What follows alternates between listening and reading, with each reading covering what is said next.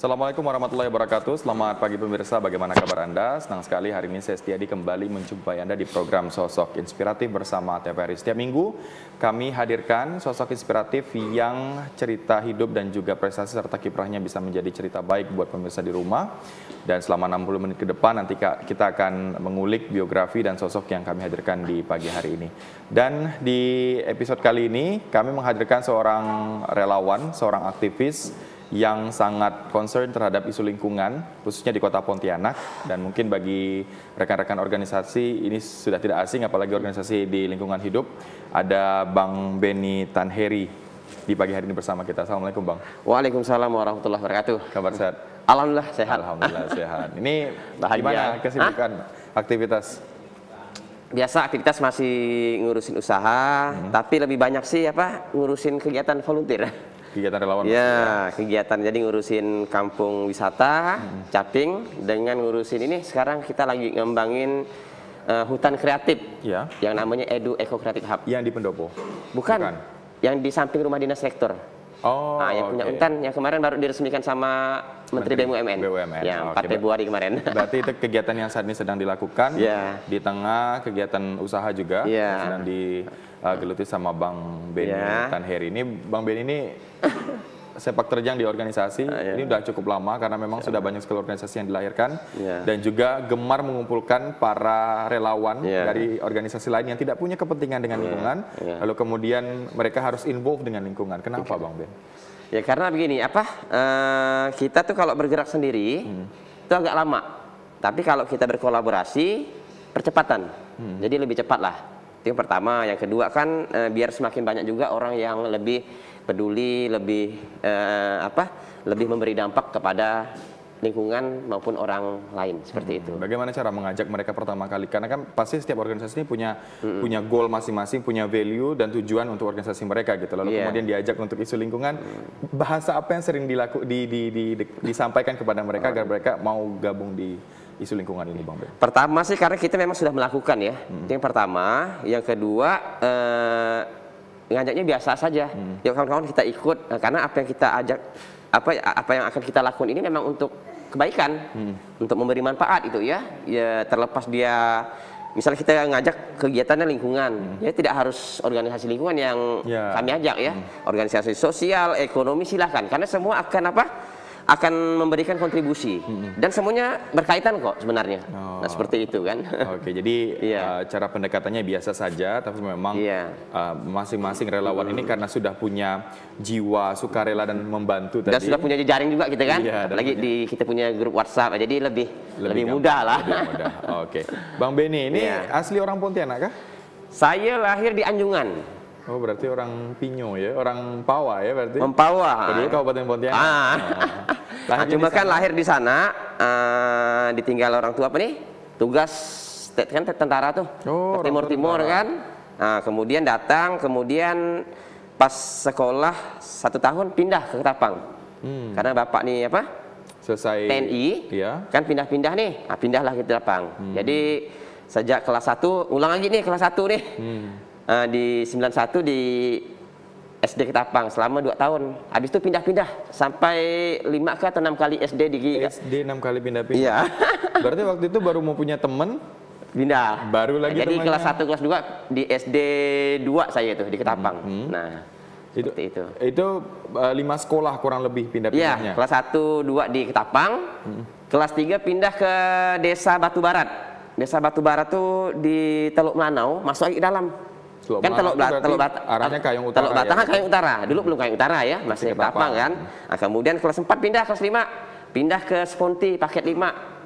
Nah, tempat transmigrasi lah ya, karena bapak ini kan Babinsa. Nah, kelas 4 kelas 5. Kelas 6 pindah. Pindah lagi ke Sungai Laur. Tempatnya di Dusun Jelemuk. Nah, pedalaman Ketapang lah tuh ya, pada Kecamatan Sungai Laur. Nah, SMP baru saya di SMP 1 Sungai Laur yang berada di Riambunut. Nah, SMA baru balik lagi ke Ketapang, SMA PGRI. Oke, berarti ijazah SD-nya di Sungai Laur itu ya? Ijazah SD di Sungai Laur. Berarti temannya banyak nih.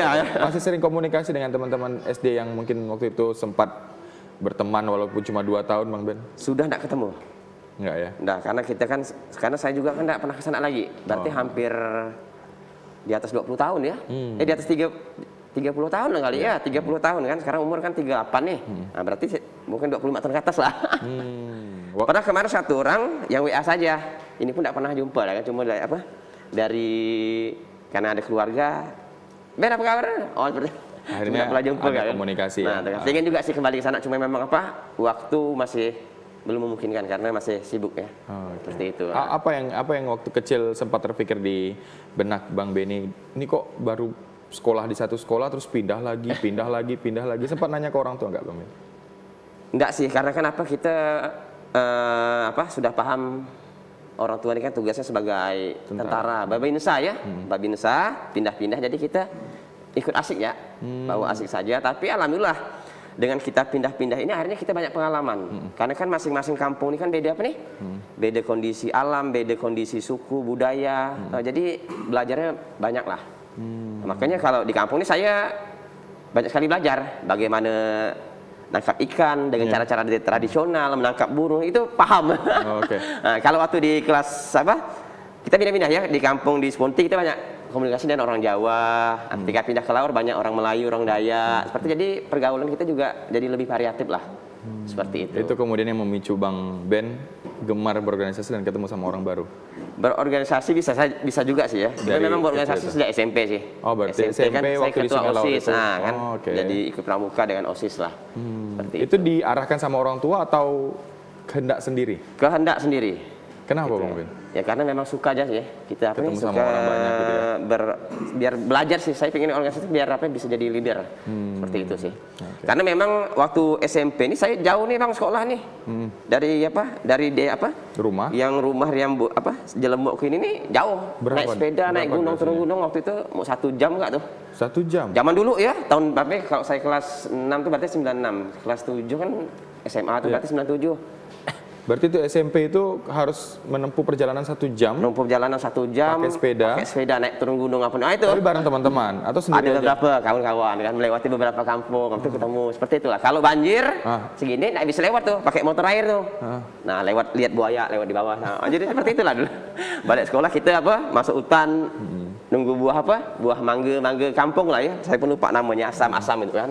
Nah itulah jadi pengalamannya seru lah. Orang tua gimana waktu itu? Apakah ada kayak pernah cerita, Mak tadi kita nggak bisa lewat karena air tinggi gitu, terus kalau orang tua bimbang lalu kemudian gimana Bang? Kalau orang tua pun udah paham ya, karena memang kondisi alamnya kan memang seperti itu. Dan memang dari kecil kan sudah pindah-pindah lingkungannya beragam Bang. Oke, berapa saudara Bang Ben? 2. Oh 2. Bang Ben bungsu atau yang paling tua? Saya sulung, adik saya di Singkawang TNI juga tuh ngikut bapak. Jejak bapak. Kenapa Bang Ben nama jadi TNI? Memang tidak berminat. Jadi tidak berminat. Iya. Minatnya waktu itu apa? Waktu sekolah, waktu SD, SMP atau SMA? Waktu apa SD sih kita belum terpikir lah ya mau jadi apa ya. SMP lah. SMP itu saya berminat menjadi pokoknya bergerak di bidang inilah. Apa nih? Bukan guru. Oh, nggak mau jadi guru ya? Ingin untuk alam lah. Oke. Nah, waktu SMA makin kuat tuh. Karena suka kegiatan lingkungan kan, di pramuka, di Sispala itu kan. Nah, pernah pengen masuk jadi lingkungan, kehutanan memang. Yeah. Tapi tidak kuliah di kehutanan, waktu itu pengen masuk sekolah kehutanan menengah atas. SMA kan. Kayak SMK gitu ya? Standar sekolah. Waktu SMP itu memang tidak lulus kan, akhirnya masuklah di PGRI Ketapang. Nah, seperti itu. Apa yang buat Bang Ben waktu itu tertarik dengan isu lingkungan yang berbau dengan hutan, tanaman segala macam? Apa Bang? Karena lingkungan ini harus kita jaga sih, seperti itu kan, harus kita jaga, harus kita lestarikan biar manfaatnya banyak kan. Apalagi waktu itu kan, waktu masih SD sih, SD di Laur saya belum ngerti, karena waktu itu kan illegal logging masih tinggi-tinggi itu, orang buka lahan. Kan saya juga waktu SD kan ada bulldozer bikin, kan ada nebang kayu tuh, naik atas kayu tuh ditarik kan. Tapi belum ngerti ya, masalah itu belum main-main aja lah waktu itu ya. Kesadaran itu timbul ketika kita SMP dan SMA lah. SMA kan ikut pramuka, kemudian ikut organisasi pencinta alam. Di situ semangat mencintai lingkungan itu sebagai lebih kuat lah. Lebih kuat. Saya tebak ini berarti mata pelajaran muatan lokalnya nilainya tinggi kalau nanam ini. Iya. Waktu itu apa ya mata lokalnya, lupa juga saya. Tapi nanam pohon waktu SMP sudah diajarkan belum zaman itu? Rata-rata mandiri. Oh, jadi jadi saya suka nanam bunga depan rumah, kemudian suka berkebun, nanam pohon, tapi masih sifatnya pribadi sih kan. Nah, kemudian diajak kegiatan organisasi kita nanam, tapi waktu itu kan belum terlalu banyak lah, karena kan hutan masih cukup banyak kan. Nah, cuma kegiatan menanam itu banyak dilakukan ketika udah mulai SMA. Masuk organisasi, Sispala, Pramuka, diajak senior. Nah, tuh kita kegiatan kan sering nanam tuh. Cuma konsepnya masih follower lah, ikut. Kalau nanam pohon nih, kalau kata orang Melayu bilang rasi sejuk dari tangan. Nanamnya apa-apa hidup gitu. Oke, SMA-nya di mana Bang Ben? Saya SMA PGRI. Di sana juga? Di Ketapang juga. Sejak itu baru pindah ke Ketapang. Ada rencana pingin masuk ke SMK Kehutanan tadi, tapi tidak lolos. Tidak lolos ya. Akhirnya ke waktu itu PGRI. kan sekolahnya sudah tutup, tinggal SMA PGRI. Akhirnya sekarang pindah di SMA PGRI. Lalu kemudian kuliah di Kehutanan ya? Iya. Itu memang karena pingin lebih fokus terhadap itu atau ya, betul. Ada alasan karena lain? Saya pengennya dua sih, kalau enggak Kehutanan lingkungan kan. Waktu itu kan PMDK tuh yang jalur jalur ujian tanpa tertulis. Itu dari nilai sekolah ya. Kan. Oke, berarti ketemu keterimanya di Kehutanan. Nah, ketika masuk ke Fakultas Kehutanan Untan 2002 tuh. 2002 waktu itu. Apa yang kemudian mungkin tersadarkan? Oh, ternyata kalau ngomongin tentang kehutanan, contoh mungkin nggak seperti apa yang saya bayangkan ya, ternyata lebih kompleks atau apa yang culture shock ketika masuk ke kehutanan secara lebih detail Bang Ben? Cuma kan orientasi waktu itu kalau kita masuk kuliah kehutanan itu pengennya ya jadi PNS kehutanan lah. Pokoknya bekerja di bidang kehutanan itulah kan. Ternyata setelah kita kuliah, ternyata mindset itu berubah gitu ya. Apalagi setelah akhir kuliah tahun 2009, 2008 itu kan. Nggak ada lagi mindset mau jadi apa? ASN sampai sekarang. Jadi mindsetnya ingin jadi apa? Entrepreneur lah. Tapi saya tetap harus menjaga lingkungan. Nah, makanya ketika udah buka usaha di akhir kuliah gitu ya, aktivitas lingkungan tetap jalan nih, baik secara personal maupun organisasi. Nah, kenapa secara personal? Kok personal kita lebih mudah. Misal saya nanam pohon, saya satu sore ini ada waktu 1 jam, ya udah tinggal ambil pohon, tanam, nggak perlu ngumpul gini-gini kan ribet kan, harus bikin acara gini-gini. Nah, tapi kenapa harus juga ramai-ramai? Biar yang peduli ini semakin banyak, kemudian biar dampaknya juga semakin besar. Itu sih. Sampai sekarang saya masih suka nanam pohon sendiri, hampir setiap hari. Satu hari 1 pohon mungkin? Minimal 1 pohon. Nah, kalau tidak, saya rekapitulasi. Sebulan ini belum nanam nih. Berarti harus utang saya ini nanam sendiri kan. Tergantung kalau masih waktunya banyak, nanamnya agak jauh. Tapi kalau 1 jam nih berarti dekat-dekat komplek, dekat-dekat rumah. Kadang halaman tetangga, halaman ditanamin. Lahan-lahan orang pun tanam lah. Cuma kita tanam pohon yang produktif biar nanti kalau udah besar tidak ditebang gitu kan. Seperti itu. Berarti kalau kita boleh kilas balik, sejak tahun berapa itu mulai untuk coba suka nanam gitu? Sebenarnya sejak SMP. Sudah mulai ya? Suka kan, tapi yang benar-benar nanam itu kita memang kuliah sih. Nah, kuliah kan saya 2002, kemudian saya masuk organisasi KSR PMI Unit Untan. Nah, organisasi Palang Merah Mahasiswa lah ya. Nah, situlah baru tinggal juga di sekretariat tuh. Maklum lah, kan orang tua terbatas kemampuan kan. Waktu itu ketika kuliah orang tua di mana? Di Ketapang. Masih di Ketapang berarti ya? Kiriman masih 300.000 per bulan itu kan, zaman itu ya, 2002, 2003 kan tidak cukup lah ngekos cuma setengah tahun, nginap jadi anak negara. Kami bilang anak negara nginap di markas atau sekretariat organisasi. Itu lah sampai saya kuliah. Berarti dulu waktu kuliah sukanya atau seringnya ada di sekrek organisasi bareng sama teman-teman juga. Karena suka ngumpul, suka rame-rame ya kan. Karena kita minim fasilitas di organisasi kan lengkap nih. Ada komputer, ada apa, itulah kita segala macam ya. Manfaatkan itulah, kita bisa belajar desain dan macam-macam secara otodidak kan. Seperti di situ itu. Ya. Oke. Bang Ben, tadi Bang Ben bilang kalau ketika mulai menanam sendiri bersama dengan teman-teman juga suka satu hari mungkin 1 tanaman-tanaman produktif. Itu dapat bibitnya dari mana Bang Ben? Saya mendapatkan bibit itu dari dulu tuh ada 2 cara. Pertama, membesarkan sendiri. Membesarkan diri, misalnya kalau saya makan buah, bibit saya simpan, letak-letakkan gitu kan. Tunggulah dia tunas atau berburu bibit alam. Misalkan di tepi jalan nih, atau di mana kan ada misal tumbuh, saya ambil tuh, pindahkan di polybag atau di cup-cup bekas sementara kan. Nengok pohon-pohon kan banyak tuh Bang, biasa tuh. Nah, itu saya kumpulkan tuh. Saya kumpulkan. Nah, itu yang pertama. Cara kedua, minta sama pihak terkait. Saya sering minta bibit itu ke BPDAS sama Dinas Kehutanan Provinsi. Apa itu BPDAS? BPDAS ini Balai Pelestarian Sumber Daya Alam. Air. Daerah aliran sungai. Badan Pelestarian Daerah Aliran Sungai. Nah, itu kita mintanya gratis. Cuma ngambil sendiri lah ya. Ngambil di seberang tuh. Ngambil, baru dipakai untuk pohon. Kadang-kadang cuma dikasih masih kecil-kecil, kita besar lagi ini apa? Di mana? Di tempat saya itu kemarin masih di Untan, saya besarkan di situ tuh. Sampai udah besar, baru saya tanam di lokasi yang cocok. Karena kalau nanam di tepi jalan, masih kecil-kecil tuh rawan mati. Ya, seperti itulah. Jadi kita nanam di atas 50 cm baru kita tanam. Kenapa? Oke. Saya penasaran ini setelah kuliah. Itu kan berarti lulus tahun berapa itu? Saya agak lama Bang, kuliah Bang. 7 tahun. Oh, nggak apa-apa. Berarti batas maksimal ya? 7 tahun setengah. Kan? Itu karena aktif di kegiatan sosial berarti? Karena saya kan karena aktifnya saya di KSRPMI ketika sudah. Kita kan kalau kuliah ini kan ada minimal kok ikut ujian berapa? 75% ya? Kalau udah 75% saya tidak akan ada di kampus tuh. Kemana-mana.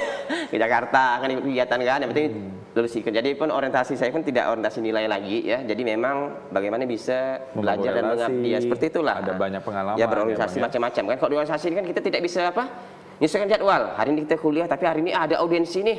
Dengan Pak Dinas, dengan Wali Kota. Akhirnya kan mau tidak mau lah izin lah atau kabur lah dari yang penting 75%. Seperti itulah. Oke. Nah, berarti setelah kuliah lulus kemana waktu itu Bang? Jadi setelah masih kuliah, saya di kuliah ini kan setelah mau selesai kuliah saya bikin 2 komunitas waktu itu. Dulu waktu kuliah saya aktif di Silpa dengan di KSR tuh, KSR PMI itu. Nah, setelah mau selesai akhir-akhir tahun 2009 saya bentuk 2 komunitas. Komunitas Darah Segar Pontianak yang sekarang masih aktif ya. Apa namanya Bang? Komunitas Darah Segar. Jadi ngumpulin volunteer untuk donor darah waktu itu ya. Itu masih hampir setiap hari orang minta. Kemudian komunitas Hiber. Komunitas Hiber ini komunitas hijau bersih. Nah, jadi lingkungan lah.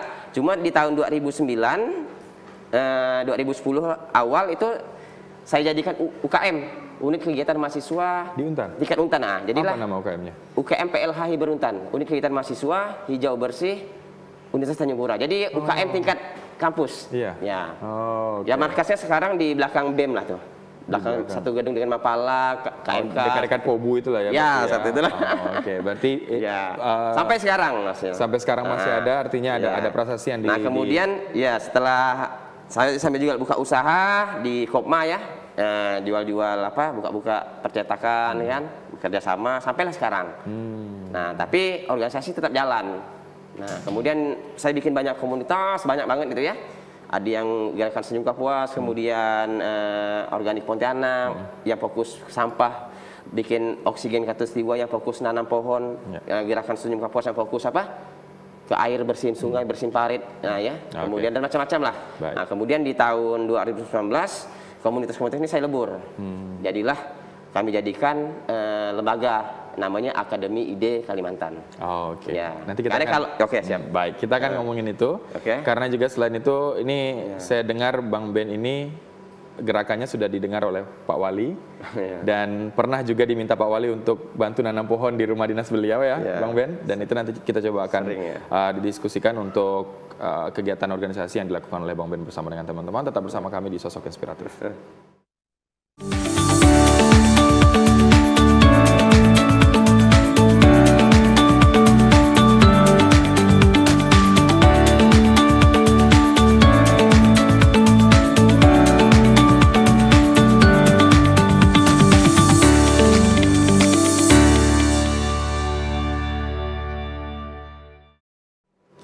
Anda masih bersama kami pemirsa di Sosok Inspiratif bersama Benny Tanheri, Bang Ben. Ini tadi kita kepotong iklan ngomongin tentang kegiatan, tentang kiprah sampai waktu itu ketika ngebuat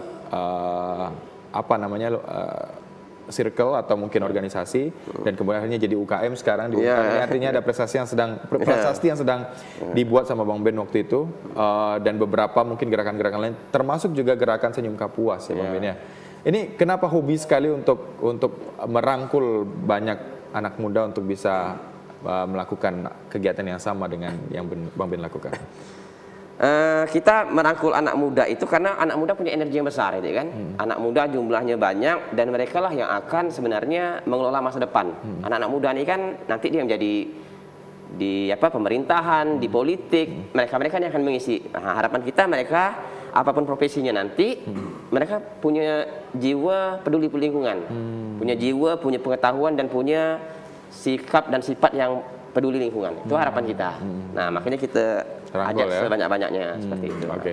Cuma ini tantangan seorang relawan ini kan banyak nih Bang. Ya kan? Mulai dari pertama kalau untuk SDM yang mungkin punya cara sendiri lah Bang Ben gimana cara nge-guide mereka. Tapi ada satu yang mungkin jadi tantangan kita adalah tentang bagaimana kegiatan organisasi ini bisa berjalan. Tentunya harus ada fundraising kan, harus ada pendanaan. Nah itu apa Bang? Apakah itu jadi salah satu kendala Abang ketika mendirikan sebuah organisasi atau menggerakkan sebuah organisasi, atau ada hal lain yang mungkin jauh lebih sulit tantangannya ketimbang fundraising tadi Bang di organisasi? Alasan kenapa kita bentuk komunitas, pertama komunitas tuh simple itu ya. Yuk kumpul, kita satu visi, satu hobi, kita action itu ya. Sama-sama. Nah makanya saya dulu bikin komunitas pun yang simple-simple, tapi bermanfaat. Yuk kita bikin oksigen yuk. Nanam pohon, jadi kegiatan nanam pohon aja, nanam di mana-mana ya. Sekarang pohonnya udah banyak ya, besar-besar ya, sudah banyak besar-besar di berbagai sudut kota. Kemudian bersih-bersih sungai, ayo bersih gitu kan. Dan memang kami dulu pun cari kegiatan yang memang tidak pakai banyak dana Bang. Nah kalau macam kita bersih sungai ini kan tidak ada dananya. Dananya paling beli apa nih? Beli serokan, itu pun alhamdulillah kita posting. Yuk yang mau nyumbang, banyak kok yang nyumbang alat itu kan. Kemudian saat proses kerja baktinya kita tidak akan tidak ada konsumsi apa, udah selesai. Beli TS, bubar. Jadi tidak ada tidak terbebani dengan dana lah. Dan memang itu yang kami ciptakan itu seperti itu. Sampai sekarang. Jadi sampai sekarang, karena kita berpikir harapan, yuk kawan-kawan kita berikan jangan nunggu dana, harus nunggu dana pemerintah. Ini akhirnya lama, ya? Akhirnya tidak bergerak gitu kan. Nah seperti itu. Ada alhamdulillah tidak ada pun jalan. Nah kemudian pemerintah tetap kita perlu kolaborasi. Misalnya kita bersihkan sungai ini, bersihkan parit, kan sampah keluar nih. Ngangkut pakai apa? Kita kerjasama dengan Pemkot, dinas, kalau di sungai itu dinas PU bidang SDA, sumber daya air ya. Nah Pak Hendra Batiar waktu itu ya, atau Pak Iya lah. Nah seperti itulah kolaborasi. Dan kalau di darat dengan dinas LH. Jadi seperti itu Bang. Nah cuma memang berjalannya waktu di 2019 saya melakukan evaluasi dan refleksi lah.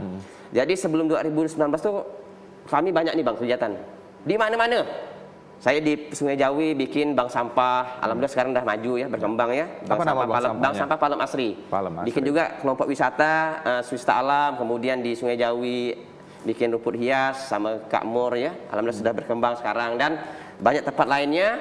Cuma di 2019 ini akhirnya capek nih kita banyak kali kegiatan. Cuma capainya tidak terukur dan tidak maksimal itu ya, karena walaupun gerakannya fokusnya ke lingkungan pariwisata. Akhirnya di 2019 fokuslah kami di Kampung Caping, Kampung Mendawai dulu nih di RW 03. Nah, sekarang kami branding menjadi Kampung Wisata Caping Pontianak kan. Nah akhirnya yang lain saya lepas semua nih. Jadi sejak 2019 bulan Juli fokus hanya di situ saja. Di Caping saja. Tapi isunya tidak hanya lingkungan, tapi kami ngomongin pariwisata, ekonomi kreatif, sosial budaya, literasi dan macam-macam. Alhamdulillah sekarang berkembang kan. Dan dulu pakai komunitas, sekarang saya lebur jadi satu. Nah bikinlah namanya Lembaga Akademi Ide Kalimantan. Nah yang fokus lembaga kami ini bergerak di bidang lingkungan hidup yang terutama, kemudian ekonomi kreatif dan pariwisata. Ini 3 sektor yang memang kami sampai sekarang tetap jalan. Alasan melebur atau memerger banyak organisasi menjadi satu lembaga itu apa Bang? Banyak hal. Yang pertama kita efisiensi dan efektivitas. Kalau di komunitas ini kan kita komunitasnya isi go nih. Dia datang besok lepas gitu kan, susah nih kan. Kemudian bagaimana kita punya kaderisasi kepemimpinan yang lebih sistematis lah. Nah, yang berat ini sebenarnya bukan masalah duit Bang dalam organisasi. Apa itu? Kaderisasi leadership SDM, ya? Dan manajerial. Mencari anggota yang militan itu. Ya, bukan yang militan, tapi yang punya kemampuan leadership. Nah, kita mungkin bisa ngajak kawan-kawan anak muda, yuk ikut kegiatan, meramaikan kegiatan gotong royong, tapi mencari, yuk bikin program, kemudian dia bisa mengelola konsep, mengorganisir, kemudian mengajak Kemudian konsisten itu yang berat tuh. Oh, Berarti bisa mewujudkan manpower baru lah, Bang, ya. mungkin dari 20-30 orang cari satu pun agak susah tuh kader. Makanya yang paling penting leader ini yang memang SDM ini yang penting ini kan. Oke, berarti itu salah satunya untuk efisiensi, untuk kedua, supaya lebih mudah. Kedua kita lebur menjadi lembaga yang legal, akhirnya lebih mudah ketika kita nerima bantuan dari manapun, termasuk dari pemerintah. Pemerintah ini kan tidak bisa berikan bantuan komunitasnya, karena tidak ada legalitasnya, jadi temuan gitu kan. Makanya kalau sudah ada apa nih Kementerian Hukum dan HAM sudah terdaftar di Kesbangpol, dia lebih mudah nih.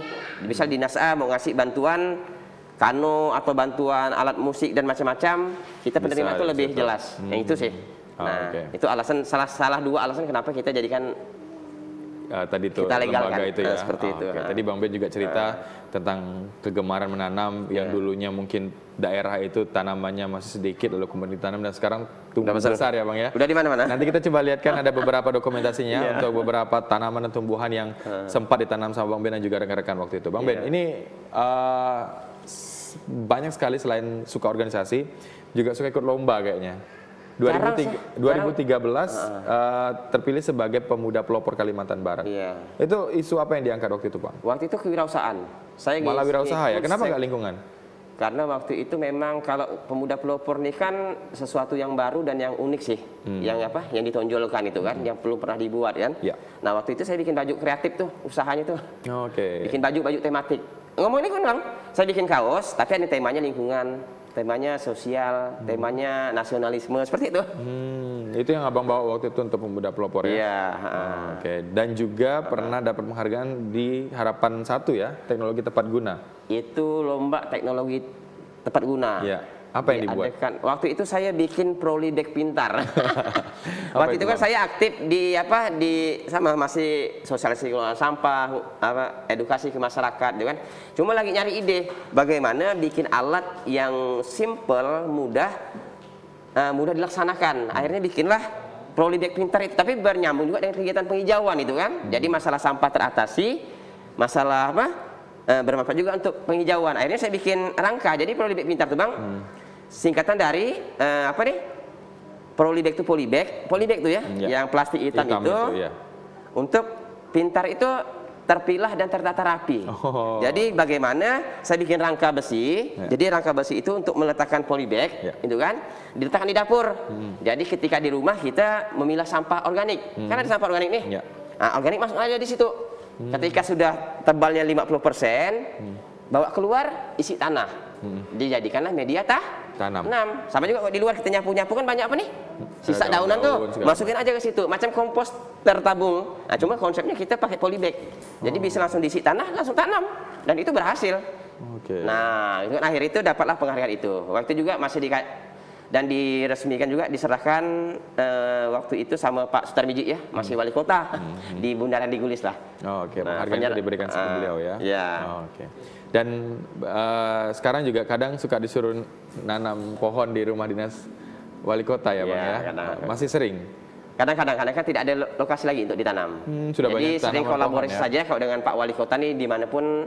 Alhamdulillah Pak Wali sangat sevisi juga dia. Kalau dia janjian nanam Pak, ikut walaupun pakai WA undangan kata kan, dimanapun dah lah seperti itu. Berarti kesempatan untuk ngobrol berdiskusi dengan Pak Wali sering ya tentang lingkungan. Apa yang sering dibahas sama Pak Wali kalau ngomongin tentang lingkungan? Kita ngomongin tentang bagaimana bikin kota menjadi lebih baik, terutama smart city lah ya. Smart city ini kan ada beberapa sektor unsur. Salah satunya kan adalah smart environment, smart lingkungan, ya kan, selain smart ekonomi dan macam-macam seperti itu.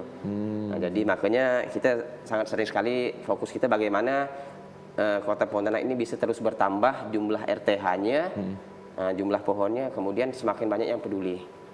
Itu masukan yang sering disampaikan kepada beliau. Sering sekali kolaborasi kita pun di sektor itu. Berarti sama Pak Wali juga. Ini sama Pak Gub pernah juga ngobrol? Karena kan mungkin bisa kasih ide. Untuk beberapa daerah. Karena kan beliau sibuk kan. Komunikasi via WA saja. Di rumah, Bang, ini udah punya berkeluarga ya? Sudah punya satu anak, satu istri, yang juga mungkin ini kita pasti akan jadi support system buat Bang Ben juga untuk kegiatan-kegiatan. Orang rumah gimana, Bang? Mendukung tidak? Orang rumah sangat mendukung. Cuma memang kita punya perjanjian waktu-waktu khususnya tidak boleh diganggu. Misal malam ya. Kalau udah punya anak ini kan susah nih kan malam. Kemudian hari Minggu. Oh, Minggu nggak boleh. Hari Minggu itu susah keluar. Kecuali memang acaranya sangat urgent lah. Tapi kegiatan-kegiatan relawan kan biasanya banyak diambil hari Minggu. Nah makanya sejak saya punya anak nih agak susah. Oh jadi. Makanya sekarang setelah 1 tahun terakhir sejak istri hamil beranak. Jadi mohon maaf kalau hari Minggu saya nggak bisa ikut agak jarang. Jadi saya bikin kegiatan biasa hari Sabtu atau hari-hari lain lah. Sebelum itu. Maka kalau saya hari Minggu sekarang tak bisa kegiatan. Kalau dulu mungkin seringnya memang hari Minggu karena kalau dulu setiap minggu malam minggu siang malam bang. Kalau relawan itu kan nunggu teman-teman mahasiswa nggak ada jam kuliah kan. Ya, karena kan istri takut juga sih ditinggal. Kalau dulu kan saya waktu masih belum ada anak kan tinggalnya masih di Untan tuh. Jadi kiri kanan masih ramai. Jadi saya tiap malam keluar tuh. Sosialisasi lingkungan ke masyarakat, bantu lurah ini lurah itu. Kemudian pertemuan hampir tiap malam tuh rapat lah. Nah, cuma istri tidak masalah tinggal. Kenapa? Di Untan kan ramai tuh. Nah, sejak pindah ke rumah kan sepi tuh di komplek tuh. Jadi takut. Jadi apa? Adalah tak pernah lagi kegiatan malam sejak 2 tahun terakhir. Jadi hampir 2 tahun terakhir ini apa? Agak jarang lah. Nah seperti itu. Kalau orang tua bang, ini kan ketika abang memilih kehutanan, pasti ada diskusi dulu dengan orang tua atau orang tua membebaskan saja abang untuk ambil jurusan apapun. Kalau orang tua sih membebaskan lah. Nah, cuma kalau orang tua zaman dulu ini kan pengennya kita tidak masalah kuliah di mana, yang penting anaknya itu PNS. Itu zaman dulu ya. Nah, tapi kita kasih pengertian, akhirnya ya tidak masalah sih, alhamdulillah seperti itu. Oh, berarti jadi intinya orang tua itu bebas-bebas saja lah. Mendukung, sangat mendukung. Sampai sekarang juga masih mendukung. Silakan berkreasi lah kan. Adik yang malah ikut bapak ya jadi TNI sekarang ya. Jadi TNI dapat istri orang Sikawang, akhirnya jadi apa? Warga Sikawang. Saya jadi warga Pontianak. Oke, bang, ke depan prospek yang mungkin sedang disiapkan sama bang, mungkin apakah ada rencana untuk membuat organisasi baru atau mungkin coba untuk fokus ke satu isu lain atau ada rencana apa bang ke depan? Sementara sih masih fokus bang. Jadi selain usaha ini kan udah jalan ya. Yang paling saya kembangkan sekarang memang tetap fokus di isu tiga tadi isu saya ya. Lingkungan hidup, ekonomi kreatif dan pariwisata. Jadi saya tetap akan fokus pertama di Kampung Wisata Caping yang sudah kami bangun sejak 2018 dan fokusnya di 2019. Ini terus jalan bang ya, walaupun masih proses itu ya, karena tidak mudah ya. Nah di sana juga kita lingkungan juga bang, kita menghijaukan sungai, menghijaukan kampung, bagaimana mengajak masyarakat memilah sampah, kemudian bagaimana membangun wisata yang tetap berwawasan lingkungan seperti itu ya. Kemudian sekarang juga saya diamanahkan untuk mengelola kawasan di sebelah rumah dinas rektor ya. Ada lahan 3 hektar itu kita jadikan hutan kreatif yang bernama Edu Eco Creative Hub. Jadi sana memang kita jadikan kawasan konservasi itu. Berapa luasnya bang? 3 hektar. 3 hektar ya. Rumah dinas kawasan konservasi apa? Tapi nanti akan nambah di sana tuh. Nambah sana mungkin sekitar 6 hektar lah. Cuma kita fokus dulu di situ. Kita akan bikin mengkonservasi, target kita 4.000 spesies tanaman baru. Nah, sana kita ada beberapa program. Ada program keluarga pohon. Nah, ini terbuka untuk masyarakat yang ingin gabung jadi keluarga pohon ini seperti anak asuh lah. Nah, itu jadi keluarga pohon, bayar bang. Wakaf lah, wakaf pohonnya 300.000 per tahun selama 5 tahun. Dan pohonnya tidak akan sama nih. Jadi Bang Setiadi juga bisa gabung. Bang, saya gabung bang, gabung. Jadi nanti bayangkan nanti Bang Setiadi 10 tahun ke depan lihat pohonnya sudah besar, ke anak cucunya nih pohon ayah nih, pohon asuh ayah nih, bisa ya. Oh gitu, berarti dan uang itu digunakan untuk apa memelihara tanaman. Iya, dari membangun bloknya karena kawasannya kan dataran rendah. Nah, bayangkan nanti kita akan punya 2.000 spesies pohon, itu beda-beda tuh bang. Sampai kita tanam, sampai nanti digitalisasi. Nama keluarga pohon kita buatkan pelang yang bagus, kemudian tahun depan nanti kita digitalisasi nih. Jadi nanti anak cucu siapapun mau belajar tentang pohon, tinggal buka data digitalnya nanti keluar tuh. Misalkan Bang Setiadi mau lihat, oh saya pohon belimbing berdarah, kan nggak tahu nih macam apa buah belimbing berdarah, tinggal nanti scan barcode keluar nih buahnya seperti apa, itu yang kita lagi proses. Nah kemudian di bagian bawahnya kita jadikan konservasi ikan air tawar. Makanya kawasan itu kami konsepnya adalah miniatur hutan tropis dan das kapuas. Nah seperti jadi. Apa tadi namanya bang? Edu Eco Creative Hub. Jadi menggabungkan unsur edukasi karena berada di kawasan kampus Universitas Tanjung Pura ya, edukasi pendidikan. Kemudian Eko ini bagaimana kita mengelola kawasan berbasis lingkungan hidup. Jadi kami tidak ada nimbun, tidak boleh. Jadi semuanya harus ramah lingkungan. Kemudian bangunan juga harus ramah lingkungan. Kemudian kreatif kami membangunnya melakukan pendekatan 17 subsektor ekonomi kreatif. Jadi kita akan jadikan tempat kreatif tuh. Kita akan ngomongin, yuk silakan seni pertunjukan, kita kuliner, tapi ramah lingkungan semua. Kita buat produk-produknya seperti itulah. Nah, jadi fokusnya masih ke situ, Bang. Dan nambah juga untuk memperkuat apa nih? Memperbesar apa nih? Manfaat. Akhirnya kami sekarang juga akan bikin program. Saya kan juga di pengurus di Ikatan Alumni Kehutanan Untan, IKHUT Untan. Kami bikin program namanya Sekolah Ramah Lingkungan. Jadi alhamdulillah saat ini kami berkolaborasi dengan 50 sekolah di Kota Pontianak, SD SMP terutama, bikin kader-kader lingkungan yang kami sebut pejuang. Tahu tadi kan saya nanam pohon ini kan lingkungan umum nih, Bang. Nah, kami sekarang bikin pejuang pohon. Jadi di 50 sekolah itu ada pejuang pohon dan pejuang air dan pejuang ekoenzim. Jadi pejuang pohon ini fasilitator yang akan nanti mereka akan mengelola RTH di sekolahnya masing-masing. Baik, ditahan sebentar. Untuk pejuang pohon, pejuang air dan lingkungan tadi kita akan bahas setelah ini. Bang Benny, tetap bersama kami di Sosok Inspiratif bersama TVRI.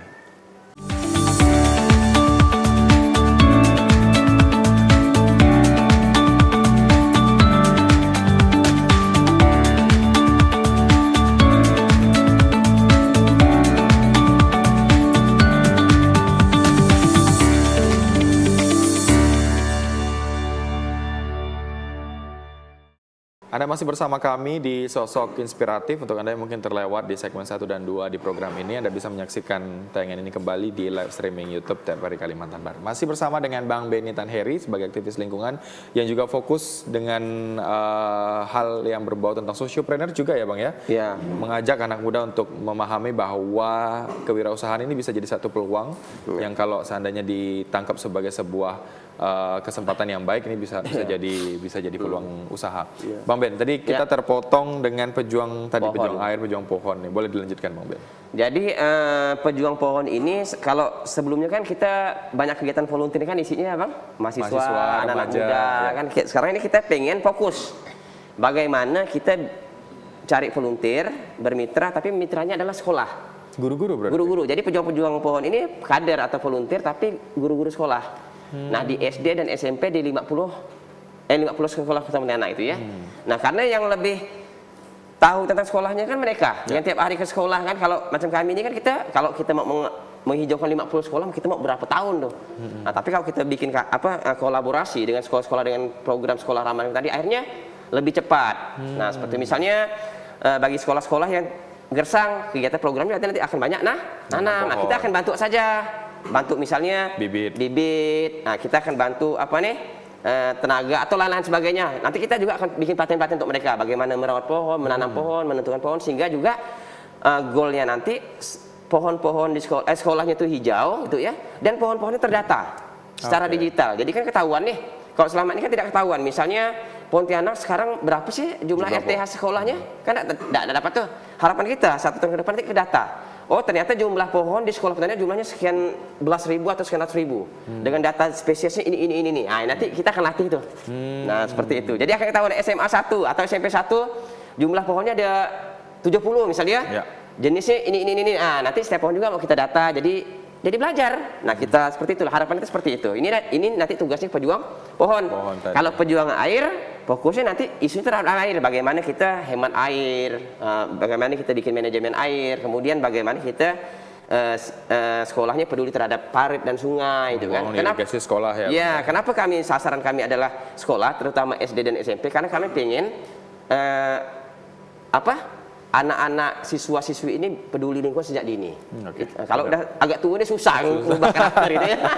Tapi kalau udah masih kecil-kecil ini kan bisa, harapan kami begitu. Harapan kami ke depan siswa-siswa ini semuanya peduli lingkungan lah. Maka kita programnya berbasis jadi sustainable lah ya. Kalau kita hanya bikin kegiatan yuk nanam sekali kita tinggalkan apa?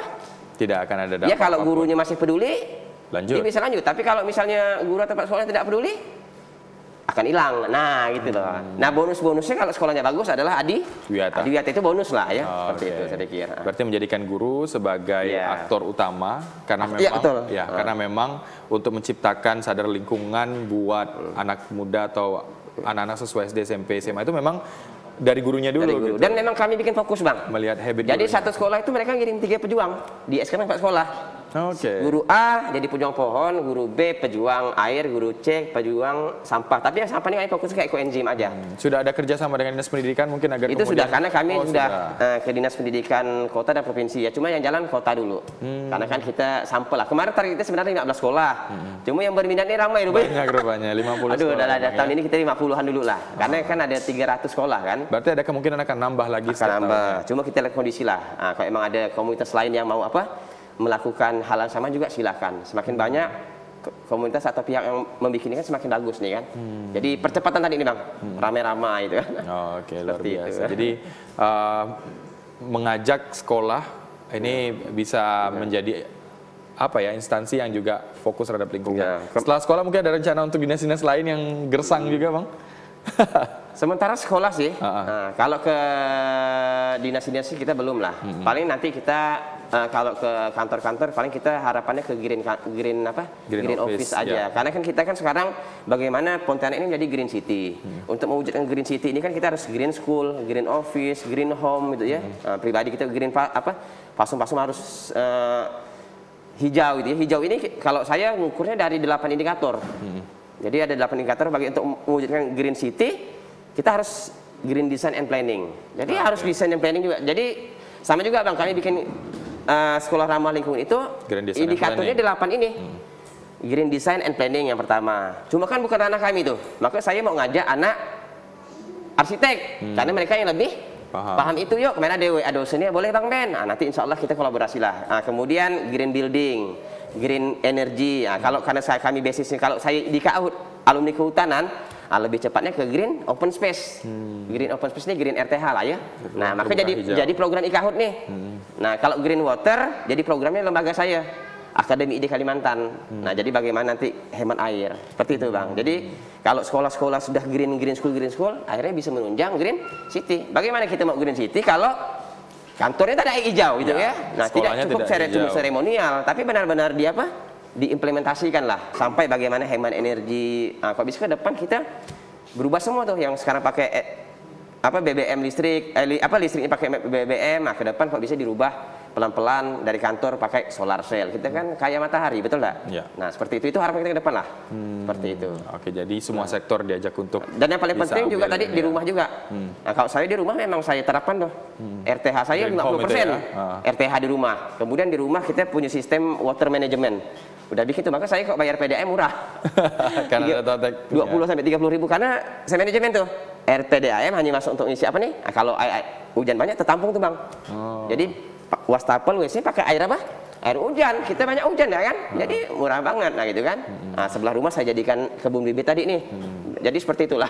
Sampah saya pilah, diolah nih. Jadi tidak ada apa nih, semua saya 8 indikator itu saya coba. Cuma ke depan pengen yang green apa nih?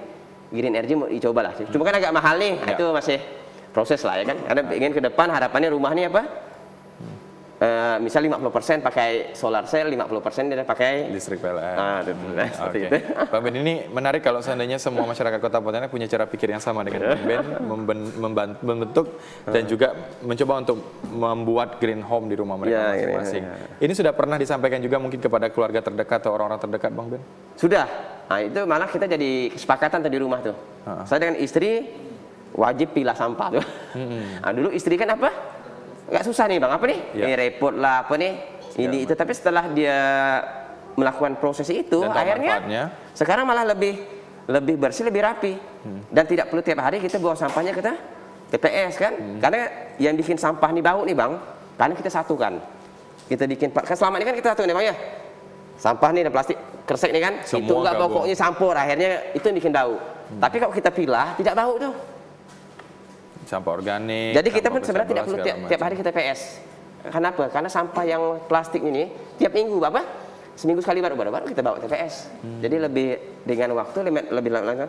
Yang organiknya kita olah. Oh, sekarang teknologi pengolahan banyak kok, ada komposter tabung, macam-macam lah.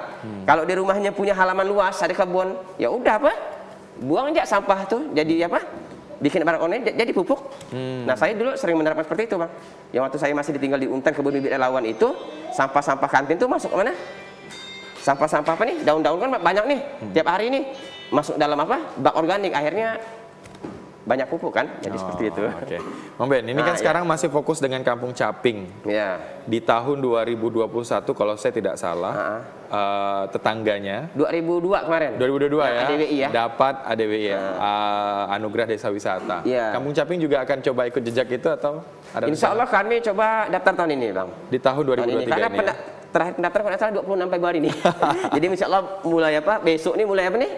Berkebut ngumpulin ini lah ya. Walaupun memang kita belum maksimal, kalau macam di BML ini kan secara infrastruktur sudah aman tuh. Kalau kami memang infrastrukturnya belum maksimal, tapi insya Allah kita cobalah. Karena kita membangun dari awal ini memang dari nol ya. Dari kawasannya dulu kumuh, alhamdulillah sekarang sudah semakin rapi, memang itu kerja berat luar biasa ya. Panting tulang, keluar malam kan, tapi kan tidak semua orang tahu proses itu ya. Oke. Kampung Caping ini apa yang menarik kalau dari pandangan mata Bang Ben gitu ya, mungkin pemirsa juga harus tahu dan kemudian akhirnya punya kesadaran untuk sama-sama merawat dan mendukung Kampung Caping bisa jadi tempat wisata yang menarik di Kota Pontianak, Bang Ben? Ya, Kampung Wisata Caping ini memang awal mulanya kenapa kami, karena kan awal saya banyak nih Bang ya. Ada beberapa kampung-kampung yang kami bikin kampung kreatif, terus kami di Kampung Caping ini di Kampung Mendawai ya. RW 03, kemudian nambah di Kampung Bangke di RW 06 itu ya. Nah, pertama berada di tepi Sungai Kapuas. Oke. Sungai Kapuas ini kan ikonnya Kalbar, ikonnya Kota Pontianak, sungai terpanjang Indonesia, dan kampung-kampung tepi sungai adalah kampung-kampung budaya sejarah lah. Jadi Kota Pontianak kan lahirnya dari sungai kan. Nah, kedua di Kampung Mendawai dan Kampung Bangke ini punya kerajinan. Kerajinan bikin caping atau tudong, kalau masyarakat sebut bilang tudong. Tudong itu tutup pelindung. Yang biasa dipakai untuk beladang, untuk bertanding beladang gitu ya. Nah, ini menarik yang tidak dimiliki oleh kampung lain, tidak dimiliki oleh Kampung Banjar, Tambelan. Akhirnya maka kita branding. Jadi Kampung Caping ini bukan nama kampung, tapi adalah branding wisata biar punya diferensiasi marketing seperti itulah dengan kampung lainnya seperti itu kan. Nah, di sana kita kembangkanlah. Sekarang di Kampung Wisata Caping itu ada 16 kelompok nih Bang, di dalam itu kan. Nah, kita bagaimana kita mengembangkan kampung ini berbasis budaya. Kalau yang di Untan ini kan kita ngembangin kreatif berbasis alam. Kalau di Kampung Wisata Caping ini berbasis budaya. Makanya kita kembangkan bagaimana potensi-potensi lokal dari kerajinan caping, kulinernya banyak ya. Ada makan seprah sampai ada khasnya mie bumbu, itu jadikan wisata semua tuh. Menjala ikan, berkayu sampan, mandi belimbing, mandi di sungai itu ya. Itu jadi paket wisata semua. Nah, lalu kita bangun homestay, sekarang sudah semakin rapi lah. Dan alhamdulillah apalagi sudah ada rumah cagar budaya, rumah yang berusia 108 tahun. Yang sudah dipugar ya? Yang sudah dipugar walaupun belum jadi halamannya, nah, itu sudah sangat mendukung aktivitas kegiatan. Dan alhamdulillah semakin berkembang lah. Nah, dan kami pun juga dari sisi lingkungan tetap menjaga nih. Dari awal kami masuk memang kami fokusnya ke lingkungan. Karena lahirnya Kampung Caping ini dari bank sampah Bang. Kita bentuk bank sampah di situ, sekarang dah macam-macam. Sekarang kami akan terus mengaktifkan kegiatan nanam pohon di sungainya. Di sungainya kami tanam dengan pohon putat tuh. Karena kami pengen bangun Kampung Wisata Caping itu tidak modern. Bukan apa? Yang ini. Jadi kita bangun itu tetap menjaga kearifan lokalnya. Kita pengen gertaknya tetap ada, pohon-pohonnya harus ada. Ditanam di sekitaran gertak itu? Memang di dalam airnya. Nah, di dalam airnya itu. Karena memang pohon putat ini salah satu pohon endemik atau lokal di Kalimantan di Sungai Kapuas. Sungai Kapuas. Seperti itu. Jadi memang cocoknya terendam. Nah, insya Allah 2-3 tahun ke depan itu rindang tuh Bang. Nah, rindang insya Allah di bawahnya menjadi apa? Indah, hijau, teduh, kemudian menjadi tempat untuk hidup ikan dan udang. Karena akarnya kan banyak tuh, jadi serabut, jadi apa? Jadi itu, seperti itu. Jadi juga untuk ini sebagai apa nih? Batas agar sampah tidak masuk ke dalam pemukiman. Nah, itu banyak sih tujuannya. Jadi kita membangun wisata berbasis lingkungan, ekologi, lingkungan juga ya. Selain budaya tadi ya, budaya Melayu lah terutama. Baik, Bang Ben, terakhir sebelum kita tutup, untuk pesan buat para anak muda yang saat ini sedang fokus dengan kegiatan relawannya, naik turun dinamika organisasi dan juga komunitas ini kan pasti ada. Pesan buat teman-teman di luar sana, silakan Bang Ben. Buat kawan-kawan, volunteer yang paling penting kita adalah konsisten ya. Konsisten ini yang berat nih. Konsisten ya kawan-kawan ya. Apapun profesi kita terus lakukan hal-hal yang bermanfaat itu ya. Kemudian bagaimana konsisten? Yang paling penting juga nih Bang Setiadi ya. Kita harus bagaimana juga berdampak ekonomi. Karena kalau bersosial terus, apalagi kalau kawan semakin apa nih? Semakin berumur, kemudian berkeluarga, berat tuh. Nah, makanya ekonomi diperkuat, kemudian bagaimana gerakan-gerakan sosial juga bisa memberikan dampak ekonomi. Nah, saya di Untan Bang sekarang juga ngembangin social planner, ekonomi tapi green economy. Seperti itulah. Mungkin itu pesan buat kawan, konsisten. Insya Allah apa yang yang kita lakukan selama itu bermanfaat, rezeki akan selalu datang. Oke, terima kasih. Apapun selama itu bermanfaat, maka rezeki akan datang ya. Terima kasih banyak, ini 60 menit Bang Ben sudah menemani kita di Sosok Inspiratif. Kita doakan semoga semua kegiatan-kegiatan volunteer, relawan, komunitas, apapun itu yang berdampak buat masyarakat dan juga lingkungan dan daerah pastinya, ini bisa tetap dilaksanakan agar kemudian nanti manfaatnya bisa kita rasakan sama-sama. Dan pemirsa, demikian Sosok Inspiratif, kurang lebih 60 menit kami telah menemani Anda di segmen dan episode kali ini. Semoga segala cerita yang disampaikan oleh sosok yang hadir pada pagi hari ini memberikan nilai tersendiri buat pemirsa di rumah. Minggu depan kami masih akan hadirkan sosok inspiratif lain di TVRI, di studio TVRI kami setiap pukul 10 hingga 11 waktu Indonesia Barat. Saya Setiadi pamit undur diri, terima kasih, selamat pagi dan sampai jumpa. Assalamualaikum warahmatullahi wabarakatuh.